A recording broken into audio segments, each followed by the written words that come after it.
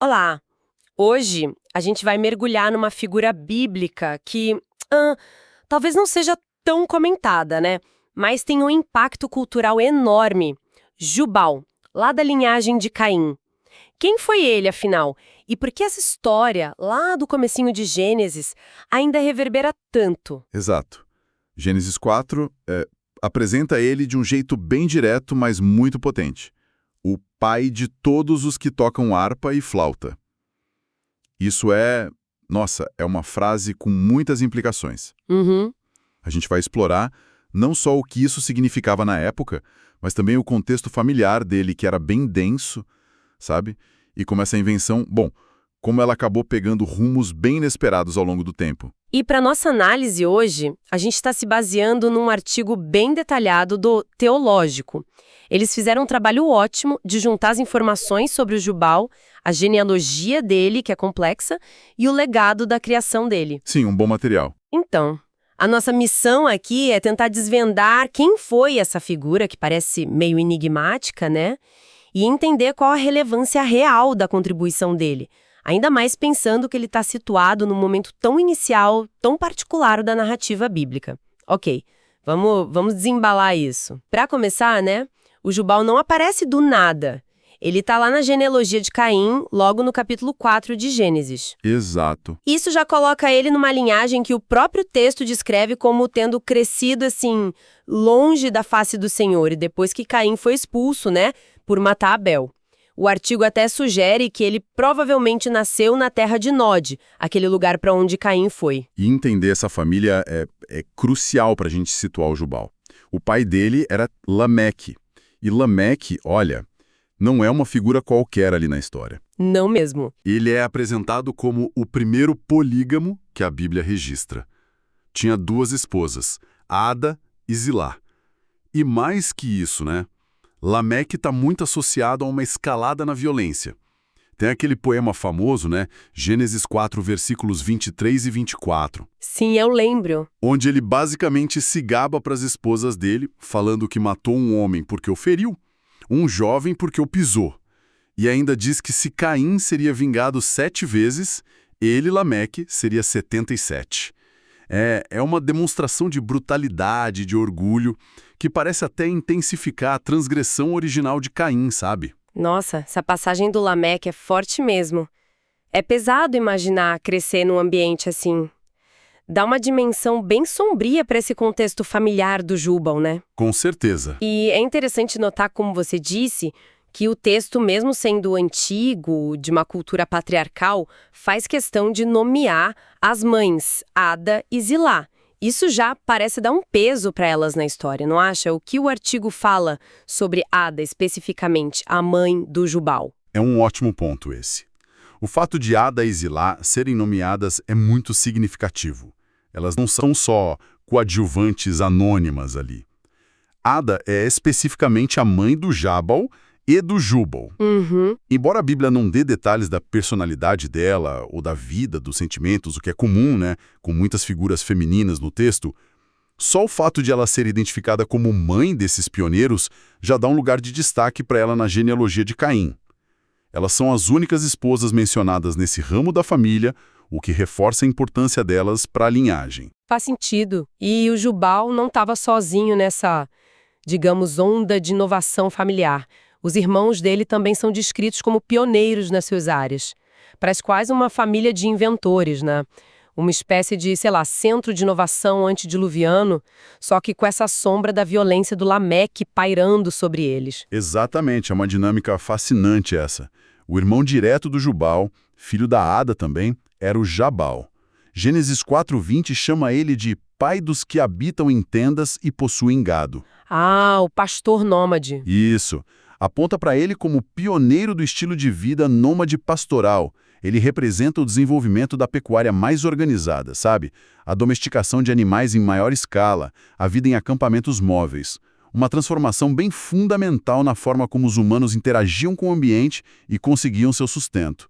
E além do Jabal, o Jubal tinha um meio-irmão importante, filho do Lameque com a outra esposa, a Zilá.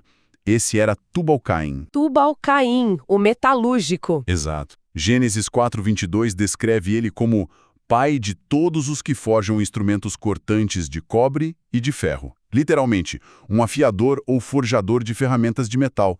Isso representa um salto tecnológico, assim, imenso, o domínio da metalurgia. Nossa! Isso permitiu criar ferramentas agrícolas mais eficientes, utensílios para casa e, claro, armas mais eficazes também. Alguns intérpretes até veem nessa especialização uma conexão direta com a violência do Lameque. Cobre e ferro, nossa, é como se a idade do bronze e do ferro estivessem começando ali, na narrativa bíblica. É um avanço que muda tudo, realmente. E ainda tinha uma meia-irmã, né? Sim, Lameque e Zilá também tiveram uma filha, Naamá. Ela é mencionada bem rápido em Gênesis 4:22, é a única mulher nomeada nessa descendência de Caim, nesse registro específico. E o que se sabe dela? Então, infelizmente, o texto bíblico não dá nenhuma informação a mais sobre quem ela foi, o que ela fez. A menção dela é um mistério, na verdade. Gerou muita especulação em tradições posteriores, mas o texto mesmo é silencioso quanto a ela. Entendi. Então o cenário é esse. Uma família com Jabal revolucionando o pastoreio, Tubalcã avançando na metalurgia, e tudo isso debaixo da asa de Lameque, o pai polígamo violento. Uma linhagem marcada pela inovação técnica, cultural, mas também por uma separação de Deus, uma escalada na violência.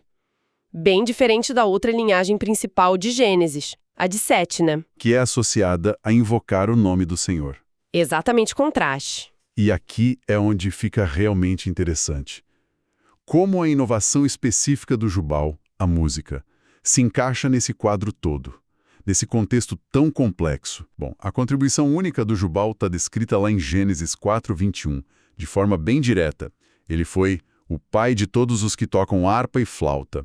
A tradição interpreta isso como ele sendo o fundador da música instrumental. Música instrumental. É um marco civilizacional. Não é só um hobby, entende? É a invenção de uma forma de arte, de expressão, que se tornaria universal. Então a ideia é que talvez antes dele existisse o canto, né? A voz humana como instrumento, mas o Jubal teria sido o primeiro a criar e usar objetos. Especificamente, para produzir música. Ele deu para a humanidade as primeiras ferramentas musicais, digamos assim. É exatamente essa a interpretação mais comum e que o artigo explora bem. A música vocal, o ritmo com o corpo, talvez até percussão simples, isso provavelmente já existia assim. A grande virada com Jubal é introduzir instrumentos melódicos e harmônicos, construídos para isso. O texto menciona 2 tipos específicos. A harpa, que em hebraico é quinor, provavelmente um tipo de lira ou uma harpa portátil primitiva, um instrumento de cordas. E a flauta, em hebraico ugab, que seria um instrumento de sopro, talvez uma flauta vertical simples, um pífaro, ou quem sabe até um tipo bem primitivo de órgão de tubos. Quinor e ugab. Nossa, os ancestrais de tantas famílias de instrumentos que a gente tem hoje.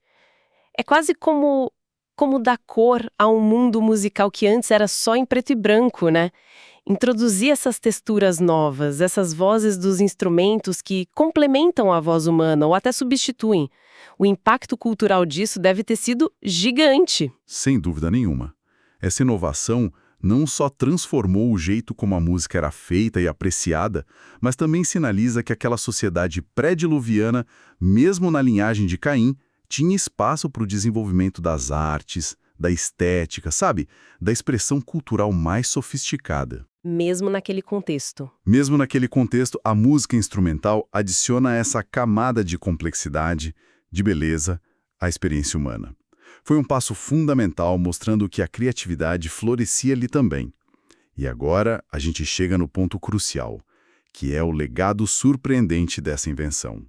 O que é fascinante mesmo, e o artigo destaca isso muito bem, é a trajetória paradoxal da música instrumental. Paradoxal? Como assim? Embora o Jubal pertença a essa linhagem que Gênesis descreve como afastada de Deus, marcada pela violência, a própria música instrumental que ele iniciou se tornou séculos depois um componente absolutamente central, vital, na adoração a Deus dentro da tradição judaico-cristã. Uau!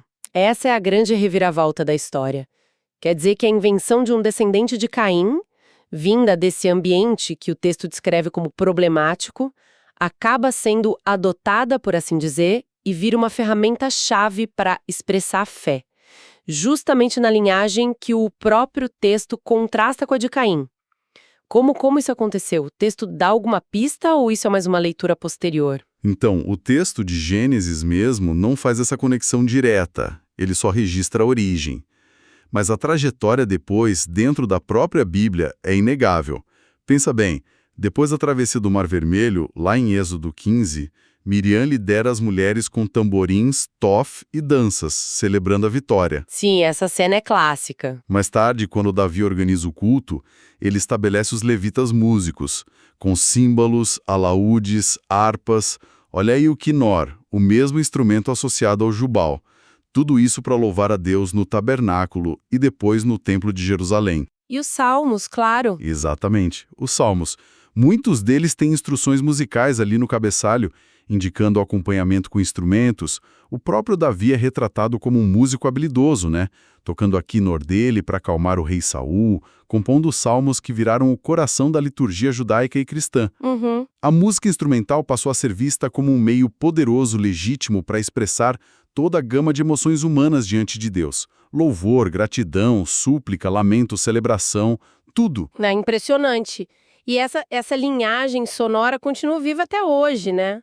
A música de adoração contemporânea nos seus mais variados estilos, desde os coros mais tradicionais até as bandas de hoje, deve muito a essa aceitação, a essa incorporação da música instrumental que, segundo o Gênesis, teve um começo tão inesperado. Exatamente. Isso. A invenção do jubal realmente transcendeu a origem dela. Precisamente. É como se a ferramenta criada, a música instrumental, tivesse um potencial próprio, sabe? Um potencial para beleza, para expressão profunda, que superou o contexto original do inventor. Ela foi ressignificada, utilizada para fins espirituais que talvez o próprio Jubal nunca imaginasse. A arte, nesse caso, se mostrou maior que o artista, ou as circunstâncias dele. Essa história do jubal e da música, ela ficou só na tradição bíblica ou será que essa narrativa sobre a origem da música instrumental acabou ecoando em outras culturas, outras tradições também? Olha, a figura do Jubal, ou pelo menos essa ideia de um inventor primordial da música, de fato ressoou para além do contexto judaico-cristão. O artigo que a gente está usando menciona especificamente que essa tradição aparece em fontes históricas islâmicas. Islâmicas? Que interessante! Sim, é um testemunho fascinante de como havia um diálogo, uma transmissão de narrativas entre as tradições abraâmicas, especialmente ali nos primeiros séculos do Islã. E onde exatamente essa história aparece? São textos conhecidos? Sim. Uma referência bem notável que o artigo cita vem uma obra gigantesca, A História dos Profetas e Reis, Tariq al-Husur wal-Muluk. É um compêndio histórico enorme, escrito por um historiador persa muito renomado, o Mohammed ibn Jarir al-Tabari. Ele terminou por volta do ano 915 DC. É uma das fontes mais importantes para a história islâmica antiga e pré-islâmica. Al-Tabari, nossa, um nome de peso na historiografia. E o que ele registra sobre a invenção da música que conecta com Jubal, ele chega a usar o nome Jubal? É aí que fica mais interessante ainda. Al-Tabari, nessa vasta coleção de relatos que ele compilou, atribui a invenção dos instrumentos musicais, ele menciona especificamente instrumentos de sopro, como a flauta, e de corda, como o alaúde, a figuras do período antediluviano. Ah, então ele situa na mesma época. Exato. Embora ele não use o nome Jubal diretamente nesse contexto que a nossa fonte cita, ele coloca essa inovação musical na época dos primeiros patriarcas, como Mahalalel. E aqui está o detalhe crucial, que mostra o método do Al-Tabari e como essas histórias circulavam. Ele explicitamente diz que pegou essa informação sobre a origem da música de uma fonte judaica não identificada que ele consultou. Que demais isso! Então, Al-Tabari, séculos depois, escrevendo em persa, num contexto islâmico, está registrando uma tradição sobre a origem da música que ele mesmo diz ter ouvido de uma fonte judaica, e que ecoa diretamente a narrativa de Gênesis sobre o Jubal. Isso mostra como essas histórias não eram ilhas isoladas, né? Elas circulavam, eram compartilhadas, mesmo entre culturas e religiões diferentes naquele mundo antigo e medieval. Exatamente. É uma janela incrível para a gente ver essa interconexão cultural e religiosa da época, preserva um eco da narrativa bíblica dentro de um contexto islâmico e ainda validado pelo método do Al-Tabari de citar as fontes, mesmo sendo de outra tradição. E para adicionar mais uma camada de significado nisso tudo, até o próprio nome Jubal parece carregar a essência da contribuição dele. Em hebraico, o nome é Yuval. Yuval! Isso, Yuval. Os estudiosos apontam que esse nome vem de uma raiz semítica que tem a ver com fluxo, correnteza, rio. Ou talvez, de uma forma mais poética, som que flui. Ah, Yuval, o som que flui. Nossa, esse se encaixa perfeitamente. Quase como uma predestinação no nome, né? Para o pai da música instrumental. O som que flui da harpa, da flauta. Combina muito, né? E tem mais. Essa mesma raiz hebraica, YVL, está conectada com outra palavra muito importante no Antigo Testamento. Yovel. Yovel? Sim, Yovel. Se refere especificamente ao chifre de carneiro, o shofar, e também ao som que ele produz. O shofar era um instrumento crucial, usado para sinalizar batalhas, convocar o povo, anunciar o início de festas e, principalmente, proclamar o ano do jubileu. O ano do jubileu? Verdade. Um ano de libertação, descanso da terra, restauração social, que começava justamente ao som do Yovel. Então o nome Jubal, parece ligado não só ao fluxo da música, mas também à ideia de proclamação sonora e a instrumentos específicos de sopro. Incrível como até a etimologia do nome reforça a história toda. Então, tentando fazer uma síntese dessa nossa exploração, a gente tem Jubal, um descendente de Caim, pela linha de Lameque e Ada. Ele viveu num ambiente familiar complexo, né? Marcado pela violência do pai, mas também por uma capacidade notável de inovação que ele compartilhava com os irmãos. Jabal, o pioneiro do pastoreio, e Tubal-Caim, o mestre da metalurgia. Isso. E a grande marca dele na história, registrada lá em Gênesis, foi ser o precursor da música instrumental, especificamente associado à harpa, Quinor, e à flauta, o Gab, uma figura cuja invenção teve um impacto cultural duradouro, que transcendeu o contexto original dele. Uhum. E foi lembrada, de forma adaptada até em fontes históricas de outras culturas, como a gente viu no exemplo do Al-Tabari, citando uma tradição judaica. O próprio nome Yuval parece ecoar essa contribuição musical dele. E o legado do Jubal fica particularmente fascinante por causa dessa trajetória inesperada, né? Uma inovação artística fundamental que surge de uma linhagem descrita como afastada dos caminhos divinos na narrativa bíblica, mas que paradoxalmente é integrada e se torna um veículo essencial para a expressão da fé, da adoração, dentro da mesma tradição religiosa séculos depois. Exato. E isso nos deixa com uma provocação final, né? Algo para a gente pensar. Considerando essa origem do Jubal, a linhagem de Caim, o pai Lameque com aquele cântico de violência, todo esse pano de fundo que Gênesis pinta com cores bem sombrias e a contribuição dele à música instrumental, algo que a gente frequentemente associa à beleza, à harmonia, à consolação, até à elevação espiritual. Sim. O que isso pode nos dizer sobre as fontes da criatividade, da inovação humana? Será que grandes avanços culturais, científicos, artísticos, muitas vezes brotam de terrenos inesperados, de contextos complexos, ambíguos, talvez até moralmente problemáticos? Fica a reflexão. Será que a beleza pode mesmo florescer em qualquer solo, mesmo nos lugares mais surpreendentes da experiência humana? É algo para se pensar, né? Muito depois que a música para.